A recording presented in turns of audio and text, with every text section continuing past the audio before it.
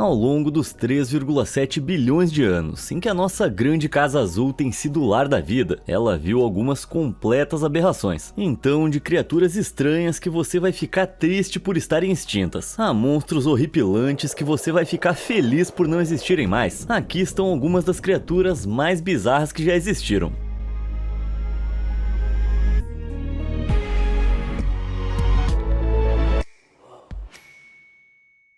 Macacavalo. Cavalos são engraçados. Quanto mais eu observo, mais estranhos eles parecem. E sabe o que mais eu acho perturbador? Os gorilas. Então eu certamente ia detestar se existisse algum tipo híbrido dos dois. Bom, o fato é que isso existiu, mas felizmente a gente perdeu isso por alguns milhões de anos. O Anisodon, conhecido anteriormente como Calicotherium grande, era um mamífero pré-histórico com um corpo enorme de cavalo e gorila. Essas feras pesavam tanto quanto uma vaca de hoje em dia e atingiam 1,80 m de altura, ativo durante o período Mioceno tardio, entre 5 e 23 milhões de anos atrás. Essa família de aberrações era nativa da Europa, onde eles pastavam na vegetação. O Anisodon tinha pernas traseiras curtas com cascos, tipo um cavalo de hoje, mas seus antebraços eram longos e fortes, como os de um gorila. Em vez de cascos, os braços terminavam com garras afiadas que eram dobradas para dentro enquanto ele andava. Então ele se apoiava sobre os nós dos dedos, que nem um macaco, e você não ia querer dar de cara com um desses, porque essas garras eram excelentes armas defensivas. Com tamanho, força e poder, havia muito pouco que pudesse ameaçar esse cavalo gorila no seu apogeu. Na verdade, ele só foi extinto no início do período Plioceno, devido à combinação mortal de novos predadores mais eficientes e mudanças climáticas. Imagina como o hipismo ia ser muito mais legal com essas criaturas. Boca suja. Uma vez já me disseram que não sai nada que preste da minha boca, mas eu não sou a primeira criatura com esse problema. Prepare-se, porque esse é o Sacoritus, uma coisa do início da Era Cambriana, que tinha uma boca grande e não tinha ânus. Já entendeu o que eu tô dizendo, né? É provável que esse saco doentio se alimentasse e excretasse pelo mesmo buraco. Espero que ele não tenha papilas gustativas. Felizmente, os Sacoritus tinham apenas um pouco mais de 1 milímetro, então você não ia ter uma boa visão daquele rostinho assustador. Por outro lado, eles viviam no fundo do mar, então mesmo que estivessem por aí hoje, seria difícil de encontrá-los. O estilo de vida real dos Sacoritus é envolto em mistério. Os cientistas até acreditavam que era o nosso ancestral mais antigo em um momento. Tá bom, eu sei, não se preocupa. Você não é realmente parente desse sujeito bizarro. É mais provável que ele tenha sido um ancestral antigo de caranguejos e aranhas do que de humanos, mesmo que aquele seu primo seja meio parecido com ele. Parece que essa fera inquietante era um predador, usando seus espinhos para ajudar a capturar presas. E quanto ao que ele comia, a gente não faz ideia. Considerando que ele viveu há cerca de 500 milhões de anos, fica incrivelmente difícil dizer. E por um lado, eu acho que é melhor assim. Quanto menos eu souber desse bicho maluco, melhor. Criatura enigmática. Nos mares antigos da Era Cambriana Média, nadava uma criatura tão peculiar que desafiou a classificação por anos. 5 olhos em forma de cogumelo, uma boca virada para trás e um tronco segmentado com uma garra na ponta. Eu tô falando da Opabínia, um erro da natureza de pouco mais de 7 centímetros de comprimento. Há a teoria de que essa criatura marinha de corpo mole era um alimentador de fundo, então ela pode ter nadado pelo fundo do oceano, usando aquele tronco com garras para pegar pequenas presas como vermes, e então levá-las à boca. Enquanto cientistas ainda debatem a classificação da Opabínia, o pensamento atual é que ela foi um ancestral muito antigo dos artrópodes, um grupo ao qual os insetos e crustáceos pertencem. E não dá para realmente culpar os especialistas por não saberem onde colocar essa coisa. É só olhar para ela, né? E de maneira infame, quando a espécie foi descrita pela primeira vez em uma apresentação em 1975, foi recebida com risadas histéricas dos cientistas. E eu nem acho que seja tão engraçado assim. As Opabíneas provavelmente foram extintas no final da Era Cambriana por conta de mudanças ambientais, privando o mundo de uma das suas criaturas mais confusas. Descanse em paz, sua esquisitona. Ornitorrincossauro. O período Triássico também pode ser conhecido como a Era do Estranho, após uma extinção colossal, conhecida como a Grande Morte. Há cerca de 252 milhões de anos, grande parte da vida teve que essencialmente começar do zero, levando a alguns experimentos malucos da mãe natureza. Um desses experimentos foi o Eretmoripes, um estranho réptil marinho que tinha um corpo longo como um lagarto, nadadeiras como as de uma foca e um bico como o de um ornitorrinco. Como se isso não fosse estranho o suficiente, suas costas eram adornadas adornadas com placas semelhantes às do estegossauro, e ele tinha uma cabeça pequena com olhinhos minúsculos. Não consigo não pensar no quão bizarro esse cara era. E inútil. Apesar das nadadeiras, ele provavelmente era um péssimo nadador, devido ao seu corpo longo e ossudo e a visão terrível. E com aproximadamente 70 centímetros, ele não era exatamente intimidador. Acho que a gente pode dizer que se essa coisa existisse em qualquer outra era, ela simplesmente nunca teria sobrevivido. Mas felizmente para esse pequeno bicudo, ele viveu no Triássico. Havia muito pouca competição nesse mundo pós-extinção em massa, e todos os nichos estavam disponíveis. Mas dado o quanto ele era ineficiente, o que ele fez para sobreviver? Bem, assim como os ornitorrincos de hoje, o Eretmoripes tinha um grande buraco no meio do bico. Os ornitorrincos abrigam receptores especiais ali, que lhes permitem caçar em baixa visibilidade, detectando o movimento das suas presas e todos os pequenos sinais elétricos que os seus músculos emitem quando se contraem. Então é provável que esse réptil pré-histórico tenha feito a mesma coisa, só que com um pouco menos de sucesso, né? Já que ele está extinto. O tubinho. Os mares do período Cambriano Médio estavam cheios de criaturas nojentas. Esse verme grotesco é a Otoia, uma besta carnívora escavadora que agarrava presas infelizes usando a sua boca de tubo esquisita. Nojento demais, parece um pesadelo. Felizmente, essas criaturas não eram os enormes monstros de ficção científica que você pode imaginar, já que tinham apenas 15 centímetros de comprimento. Mas eu imagino que isso não tenha sido muito consolo para as pobres criaturinhas que a Otoia engolia. O animal horrível, na verdade, é um ancestral antigo dos vermes priapulidas modernos, que, pra falar a verdade, parecem uma outra coisa. Mas deixa pra lá. Pra caçar, a Otoia cavava uma toca em forma de U no fundo do mar e se escondia lá dentro com a cabeça pra fora. Então, quando a presa se aproximava demais, ela estendia sua probóscide, aquele tubo terrível que eu mencionei. Usando esse tubo, a nossa amiga grotesca agarrava a criatura desavisada e a arrastava em direção à boca antes de engoli-lo de cabeça. Mas a Otoia não era exigente. Ela vasculhava sobras sem problema se fosse preciso, e ela até praticava canibalismo se a comida estivesse escassa, uma característica compartilhada por vermes priapulidas de hoje, e eu que achava que isso não podia ficar mais bizarro. A Abominação Antártica. Ok, então a Terra pré-histórica abrigou um verme rastejante há cerca de 500 milhões de anos. Grande coisa. Criaturas aterrorizantes como a Otoia foram relegadas à lata de lixo da história, certo? Errado. Digo lá o verme de escama da Antártida. Meu Deus, que bicho é esse? Espreitando a estonteante 600 metros abaixo da superfície do Oceano Antártico agora mesmo. O verme de escama é uma criatura predatória das profundezas do mar, que recebe esse nome por causa daquelas escamas horríveis que parecem dentes cobrindo seu corpo. Não que elas sejam a parte mais horrível dessa criatura, que é a sua cabeça. Digo, não, isso não é a cabeça. Na verdade, essa é uma probóscide retrátil que o verme de escama consegue desenrolar, como algo saído do filme Alien. Ele estende essa probóscide e a utiliza para agarrar qualquer presa infeliz que se aproxime, antes de despedaçá-la com aquelas partes afiadas da boca. Lembra um pouco a nossa velha amiga Otoia, mas ao contrário da Otoia, os vermes escamados têm essas cerdas douradas bizarras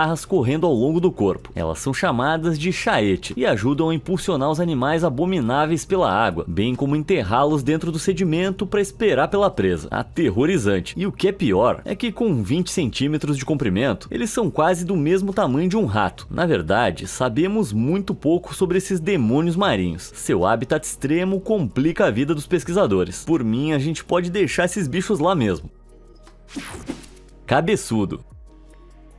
Os pterossauros são bestas pré-históricas icônicas. Esses répteis super impressionantes desenvolveram o poder de voar e foram predominantes durante o reinado dos dinossauros, mas alguns deles eram um pouco menos impressionantes e um pouco mais improváveis. Esse é o Dimorphodon. Apesar de ter esse nome de Transformer, essa criatura de aparência incomum era um pterossauro do início do período Jurássico, cerca de 200 a 145 milhões de anos atrás. Ao contrário de outros pterossauros, os Dimorphodons tinham cabeças enormes, que ocupavam quase um terço do seu comprimento de 1 metro. Por causa disso, os cientistas acham que eles podem não ter sido voadores muito habilidosos. Suas cabeças grandes, além de uma envergadura relativamente curta, significavam que em vez de voar por longas distâncias, eles provavelmente dependiam de curtos períodos no ar, parando de árvore em árvore. Claro, eles provavelmente eram ótimos escaladores e conseguiam andar no chão de maneira competente, mas isso não é tão impressionante quando se compara a voar, nativo do que hoje é a América do Norte e a Europa, o Dimorphodon teria abocanhado pequenos vertebrados, insetos e qualquer carniça que encontrasse. Usando seus olhos enormes, ele seria capaz de espiar presas em potencial do alto das copas das árvores. E quando via algo, ele voava para baixo e agarrava, usando a sua mandíbula especializada. Dimorphodon significa dentes de duas formas. No topo da sua boca havia dentes longos com bordas serrilhadas, provavelmente projetados para capturar presas. E no fundo havia dentes mais curtos, para moer até virar gosma. Impressionante para uma criatura tão cabeçuda.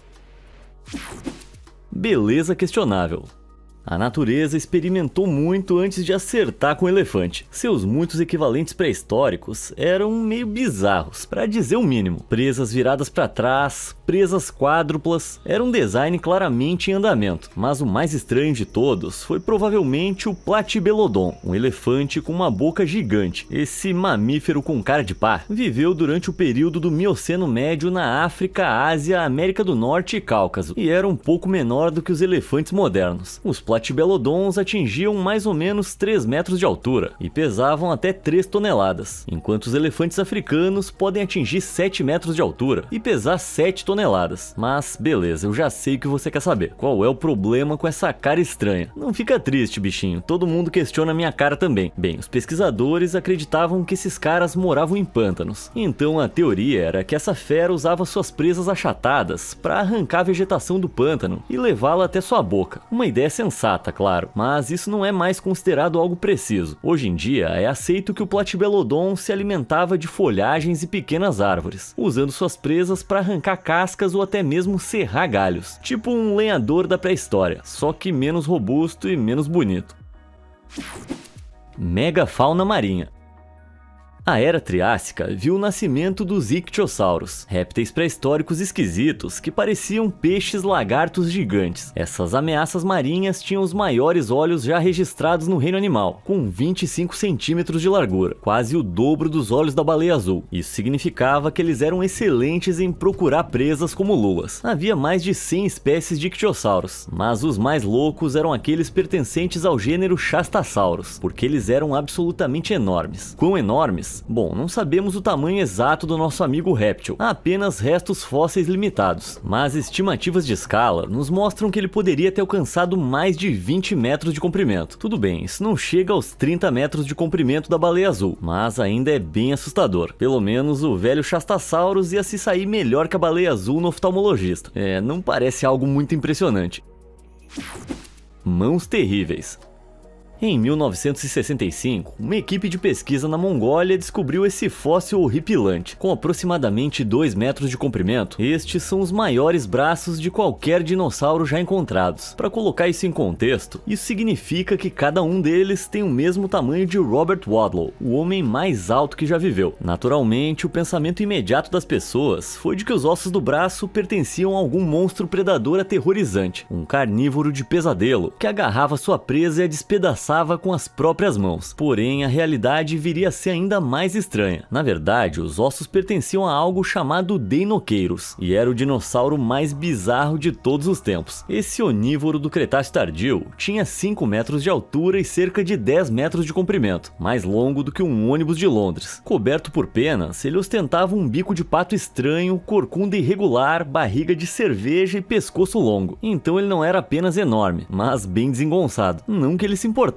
Esse garotão era tão grande que só precisava se preocupar em ser caçado por enormes tiranossauros. De resto, nada mais poderia pegá-lo. Então, qual é o problema desses braços? Bem, o Deinocheirus provavelmente se alimentava de peixes e vegetação. Então, os braços longos e com garras o teriam ajudado a cavar e coletar plantas. Não é exatamente o monstro que se pensava originalmente. Pedras encontradas perto de onde o seu trato digestivo estaria sugerem que ele as engolia para moer a folhagem na sua moela, bem como para tirar as escamas dos peixes. E aquele bico largo de pato faz sentido para ajudá-lo a pegar o dito peixe, e ele pode ter armazenado essa gordura na sua corcova em tempos de escassez. Então todas essas características esquisitas no fim fazem muito sentido, mas ele ainda não parece um dinossauro para mim. Eu diria que tá mais para um pato-urso alienígena. O camarão anormal. Há muito tempo, nas profundezas das ondas turbulentas da Era Cambriana, nadava um predador de ápice arrepiante, com apêndices agarradores assustadores, olhos enormes e uma boca circular cheia de dentes afiados como navalhas. Este era o Anomalocaris, ou o camarão anormal. E não sei vocês, mas eu achei esse nome meio besta para uma fera tão assustadora. Bem, inicialmente, apenas um dos apêndices da fera foi descoberto, e os cientistas pensaram que estavam olhando para uma espécie estranha de camarão pré-histórico. Hoje em dia, eles estão mais informados e sabemos que, embora o Anomalocaris tenha sido um artrópode primitivo, ele não era um camarão. Para começar, um camarão não seria capaz de morder o seu dedo. Acreditava-se que ele caçava trilobitas no fundo do mar, mas provavelmente essa coisa caçava organismos de corpo mole, como vermes. Ele pegava criaturas desavisadas usando suas garras e as colocava diretamente na boca, onde seriam trituradas. Além disso, o sujeito anormal tinha uma das melhores visões já conhecidas, superada apenas pela libélula, e isso ajudou Anomalocaris a se tornar um dos primeiros superpredadores, dominando as águas com a sua visão incrível e velocidade hábil. Isso teria forçado outras criaturas a se adaptarem para sobreviver, e provavelmente ajudou a dar início à corrida armamentista evolutiva entre predador e presa, que viria a moldar a vida na Terra. Caramba, o negócio foi sério mesmo. Especula-se que esse pseudo-camarão atingia comprimentos de aproximadamente 30 centímetros, isso sem incluir os seus apêndices e a cauda. Apesar de não parecer muito grande, a gente está falando de meio bilhão de anos atrás, então era um dos maiores seres vivos da época, e eu fico muito feliz em viver nesse momento. Com esse meu corpo flácido, eu não ia durar nada no Cambriano com esses caras por perto. Desproporcional.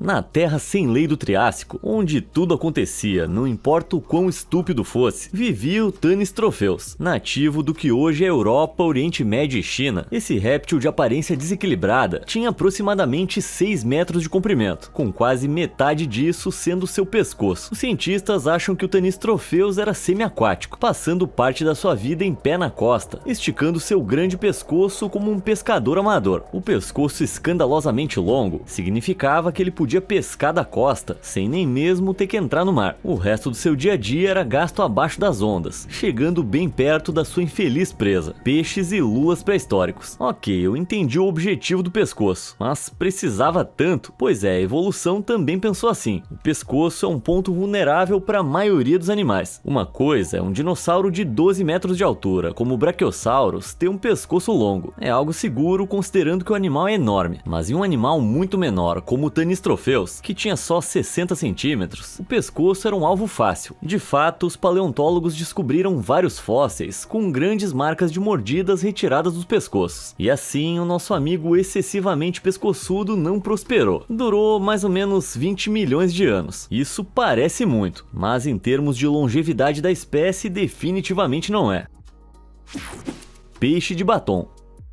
E agora a gente vai pular novamente para os dias modernos, o que não significa que vai ficar menos estranho. Nas águas que cercam as Ilhas Galápagos, vive o que eu só posso descrever como um peixe-sapo goblin com preenchimento labial. Acho que eu tô exagerando? Olha isso, esse é o peixe-morcego de lábios vermelhos, e ele tem uma aparência super desconfortável. Essa criatura de 25 centímetros prefere ficar no fundo do oceano, onde pode andar usando nadadeiras semelhantes a pernas. Sim, esse peixe prefere andar. Se ele decidir nadar, essas nadadeiras se abrem para os lados que nem asas, e ele se move lentamente para frente com um movimento estranho de balanço. Quem é que já tinha ouvido falar de um peixe que é péssimo em nadar? E esse narigão? Bom, na verdade, isso não é um nariz. Em vez de conseguir perseguir a sua presa, ele emite uma espécie de isca química dessa protuberância, que atrai camarões, moluscos e peixes menores para ele devorar. Tá, e esses grandes lábios vermelhos que deram um nome a ele? Para que servem? Na verdade, não se sabe. Alguns pesquisadores acreditam que esses lábios rosados são usados para atrair parceiros, mas é preciso mais trabalho para descobrir a verdade. Só sei que essa boca os deixa muito glamurosos.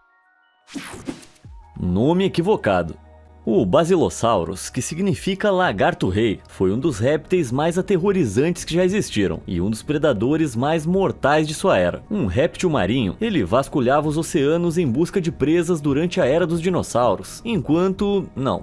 peraí, acontece que o nome lagarto-rei é incrivelmente impreciso. Inicialmente, o Basilosaurus foi classificado incorretamente. Na verdade, ele era um mamífero, a primeira baleia a viver inteiramente no mar. Isso mesmo, as baleias, ou pelo menos os seus ancestrais, já foram pequenos habitantes peludos da Terra que passavam muito tempo dentro e ao redor da água. Ao longo de milhões de anos, eles passaram cada vez menos tempo em terra firme, à medida que perdiam seus pelos e suas garras se transformavam em nadadeiras. Além disso, águas ricas em nutrientes permitiram que ganhassem massa, crescendo substancialmente em tamanho. O Basilosaurus apareceu pela primeira vez totalmente evoluído no período Eoceno Médio, onde era um predador de ponta. Então, era definitivamente um rei, mas não era um lagarto. E sem surpresa, essa baleia antiga era enorme. Elas podiam crescer até incríveis 18 metros de comprimento e caçavam tubarões, peixes grandes e até mesmo outras baleias pré-históricas. Mas, ao contrário das baleias modernas, ela não estava equipada para águas mais profundas, passando seu tempo mais perto da superfície. Além disso, apesar de todo o seu poder e ameaça, ela provavelmente era meio idiota. Seu cérebro era pequeno em comparação com seus descendentes, então é improvável que tenha evoluído as capacidades sociais das baleias e dos golfinhos que conhecemos hoje. Duvido que algo tão assustador como isso fosse conseguir fazer muitos amigos.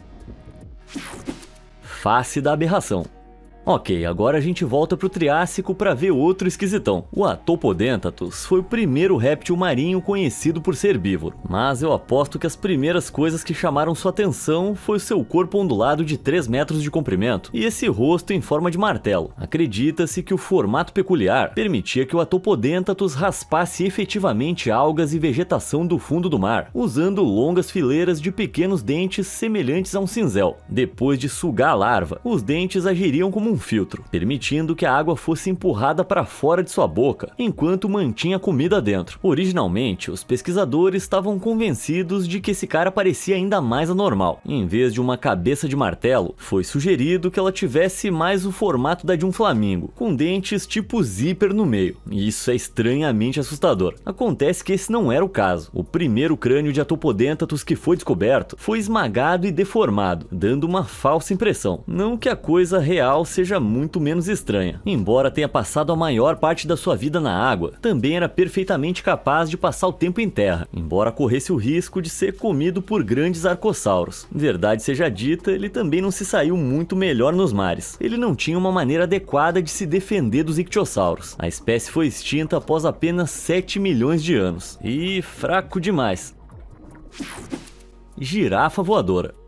De acordo com todas as leis conhecidas da aviação, não tem como uma abelha conseguir voar. Quer dizer, pelo menos de acordo com o B-Movie, o que, claro, significa que é um absurdo. Agora, seria muito mais impressionante essa fera aqui voar. Conheça o Quetzalcoatlus, o maior animal que já voou. Mas de que tamanho a gente tá falando? Boa pergunta. Com impressionantes 5 metros, esse pterossauro enorme tinha quase a mesma altura de uma girafa, e a sua envergadura máxima estimada em 11 metros, quase o mesmo que um jato de caça, só com uma diferença: essa coisa conseguia voar sem motores. Devido ao seu tamanho enorme, ele precisava dar um salto inicial, mas ao saltar casualmente 2 metros no ar, suas asas poderosas poderiam fazer o resto e levá-lo para o céu. O gigante, parecido com um pássaro, estava por aí durante o final do período Cretáceo, e ele caçava no chão, atacando pequenos vertebrados, como dinossauros bebês, além de arrancar peixes e crustáceos de riachos, como se fosse uma garça gigante. Caramba, imagina ter um réptil do tamanho de uma girafa vindo na sua direção com aquele bico gigante. Não tem como pensar em algo mais assustador. Talvez alguém lá em cima tenha concordado comigo e decidido lançar um meteoro do tamanho de uma cidade na Terra para garantir que esse problema fosse resolvido de vez.